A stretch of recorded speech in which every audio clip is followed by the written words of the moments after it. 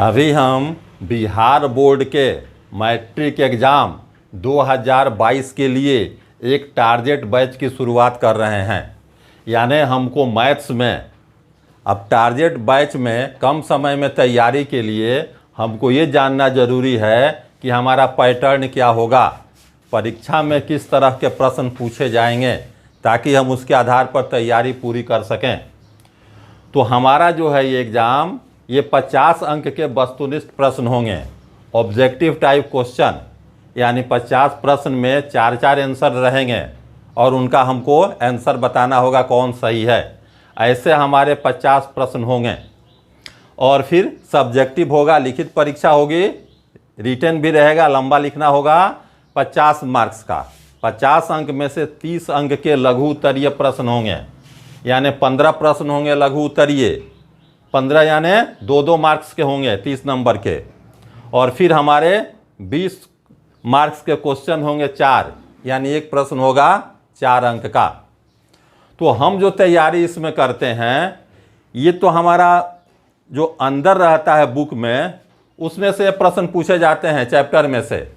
लेकिन ये जो हमारे वस्तुनिष्ठ प्रश्न हैं, ये मुख्य रूप से निर्भर करते हैं हमारे मैथ के कंसेप्ट पर। तो जब तक हमारा मैथ का कंसेप्ट यानी हम बृहद जानकारी नहीं रखेंगे, तब तक इन प्रश्नों का उत्तर देने में कठिनाई होती है। जबकि प्रश्न बहुत सहज होते हैं, बिल्कुल आसान प्रश्न होते हैं। यानी हमको मैथ के बारे में कंसेप्ट को जानना पड़ेगा, क्या चीज़ है, कैसे है। और वो अंकों का जो विभाजन है हमारे चैप्टर वाइज, वो है कि संख्या पद्धति यानी नंबर सिस्टम, ये होंगे 10 अंक के, इस चैप्टर में से आएंगे 10 अंक के। बीजगणित अलजबरा, इसमें से रहेंगे प्रश्न 20 अंक के।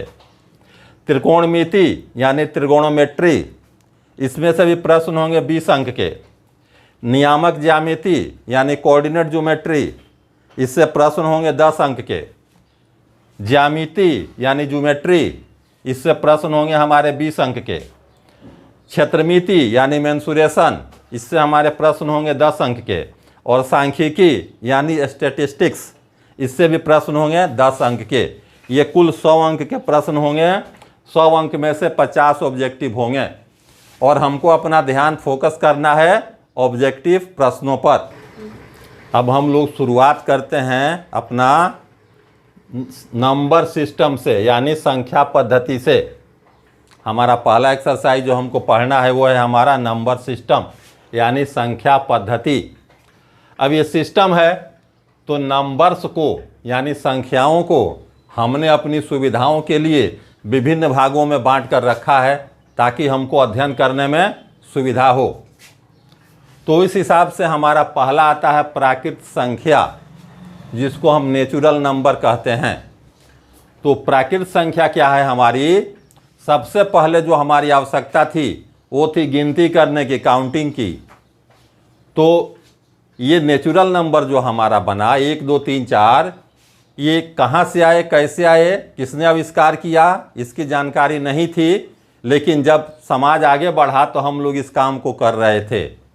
अब ये पता नहीं होने के कारण कि इनका आविष्कार किसने किया, इनका नाम रख दिया गया प्राकृत संख्या, यानी नेचुरल नंबर हमको नेचर से स्वतः प्राप्त हो गया है। यानी इसका डिफिनीशन क्या होता है? इसको हम कहते हैं गिनती की संख्याएं ही प्राकृत संख्या है। यानी counting numbers are called natural numbers. Counting number को हम नेचुरल नंबर कहते हैं, यानी गिनती की संख्या को प्राकृत संख्या कहते हैं। अब क्या हो गया ये हमारा 1 2 3 4 सो ऑन, जहाँ तक चले जाएं, कहीं तक जा सकते हैं। तो ये हमारा हो गया पहला, संख्या पद्धति का पहला हुआ हमारा प्राकृत संख्या।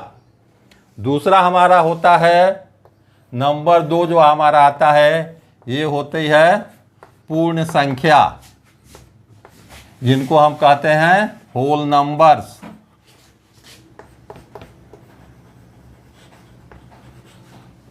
होल नंबर्स, होल नंबर्स हम किसे कहेंगे?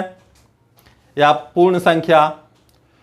तो गिनती की संख्या में यानी प्राकृत संख्या में हम केवल एक शून्य बढ़ा देते हैं तो हमको पूर्ण संख्या मिलती है। यानी प्राकृत संख्या में अगर हम केवल एक जीरो बढ़ा दें तो हमको मिलता है पूर्ण संख्या। यानी पूर्ण संख्या कहाँ से कहाँ तक जाती है, इसमें केवल एक जीरो बढ़ जाता है, बाकी सारे नंबर यही होते हैं 1 2 3 4 1 2 3 4 सो ऑन। यानी प्राकृत संख्या से केवल एक नंबर, एक डिजिट इसमें ज़्यादा है, एक अंक ज़्यादा है, वो है जीरो। इसके बाद हम लोग फिर बढ़ते हैं आगे। तीसरा ये हमारा होता है पूर्णांक। पूर्णांक जिसको हम इंटीजर्स कहते हैं। हमारे पूर्णांक हुए इनको हम इंटीजर्स कहते हैं। अब हम इंटीजर्स किसको कहते हैं, तो हमारे जितने नेचुरल नंबर्स हैं, वो जितनी प्राकृत संख्या है सारी संख्याएं प्लस सबके निगेटिव और प्लस जीरो, इनको अगर हम मिलाते हैं तो हमारा बनता है ये इंटीजर्स। यानी उसमें सारे पॉजिटिव नंबर शामिल होंगे, सारे निगेटिव भी शामिल होंगे और जीरो भी शामिल होगा, तो हमारा बनता है इंटीजर्स। जैसे इसमें हमारा क्या आता है, यहाँ हमारे सारे माइनस भी शामिल होंगे, जीरो भी शामिल होगा और सारे पॉजिटिव नंबर भी शामिल होंगे। ये डॉट डॉट डॉट मतलब कहीं तक निगेटिव जा सकता है, कहीं तक पॉजिटिव भी जा सकता है। यानी अब सुविधा के हिसाब से इनको हम 3 पार्ट में बांट देते हैं पूर्णांक को। यानी इंटीजर्स को हम 3 पार्ट्स में बांटते हैं। ये हमारा क्या कहते हैं, इसको हम कहते हैं धनात्मक पूर्णांक।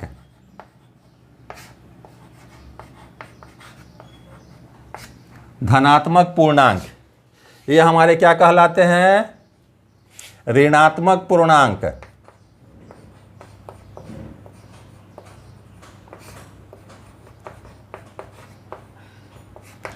और इसको हम कहते हैं शून्य। ये हमारा जीरो हो गया। यानी जीरो पूर्णांक को अपनी सुविधा के हिसाब से हम लोग 3 पार्ट में बांट देते हैं आसानी के लिए। एक होता है जीरो के बाद वाले राइट साइड जितने हैं दाहिने भाग में ये पॉजिटिव होते हैं, इनको हम धनात्मक पूर्णांक या पॉजिटिव इंटीजर्स कहते हैं। जितने माइनस वाले हैं ये ऋणात्मक पूर्णांक या निगेटिव इंटीजर्स कहलाते हैं। बीच वाले को हम शून्य यानी जीरो कहते हैं। तो पूर्णांक को हम बांट देते हैं 3 नंबर्स में।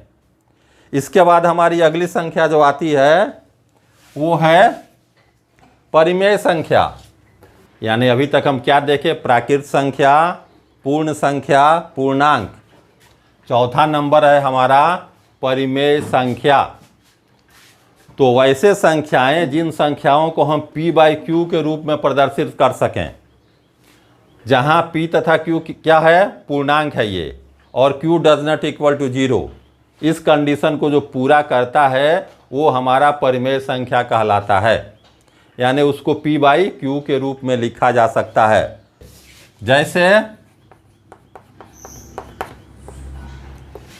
2/5 -7/8 3/7 सोन, जिसको हम किसी भी इस रूप में लिख सकें p/q के फॉर्म में, जिसमें ऊपर वाले को हम न्यूमरेटर या अंश कहते हैं, नीचे वाले को डिनोमिनेटर या हर कहते हैं। यह हमारा अंश हुआ, यह हमारा हर हुआ। इंग्लिश में ये न्यूमरेटर हुआ, ये डिनोमिनेटर हुआ।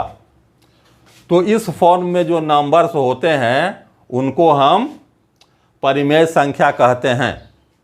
अब परिमेय संख्या के अंतर्गत हमारी सारी प्राकृत संख्या जो है, जितने नेचुरल नंबर हैं सारे परिमेय नंबर भी हैं, क्योंकि हमारे नेचुरल नंबर जो हैं 1 2 3 4 इसको हम सब में बाई 1 लगा सकते हैं,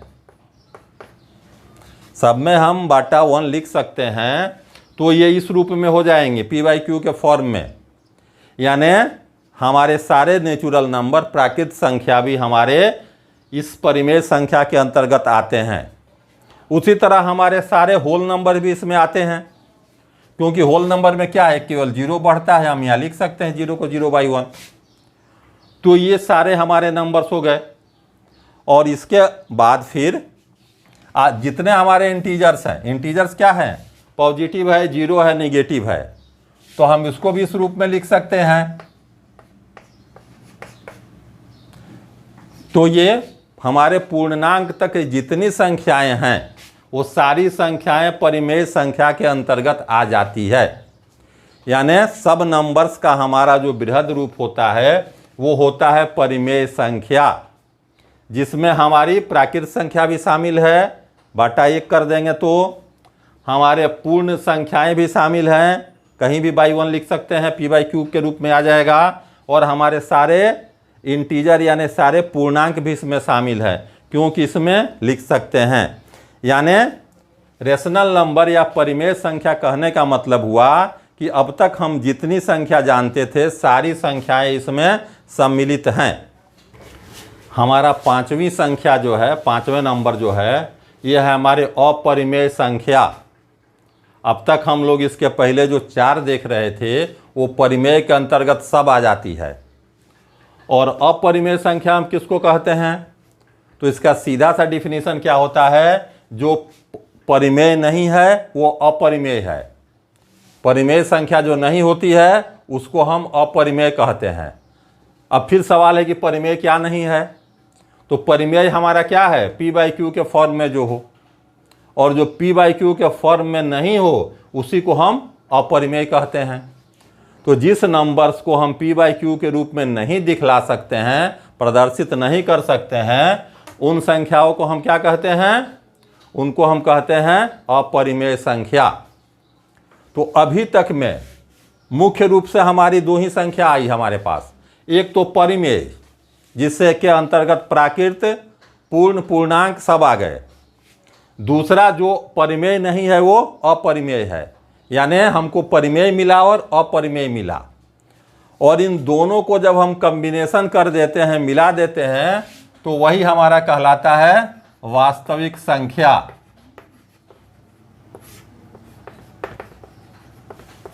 जिसको हम रियल नंबर्स कहते हैं। ये हमारे हो गए रियल नंबर्स, यानी परिमेय और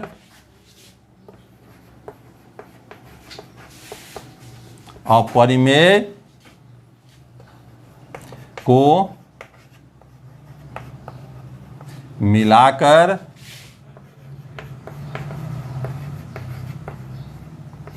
वास्तविक संख्या का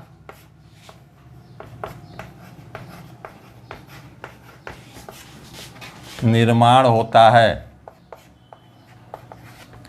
यानी संख्या हुई 2 तरह की, अपरिमेय और परिमेय, और दोनों के कॉम्बिनेशन को, यानी उसमें परिमेय भी हो सकता है, वैसे नंबर भी होगा जो p/q के फॉर्म में है, वैसा नंबर भी होगा जो p/q के फॉर्म में नहीं है, और इसको हम कहते हैं अपरिमेय। दोनों मिला दिए तो बना हमारा वास्तविक नंबर, रियल नंबर्स।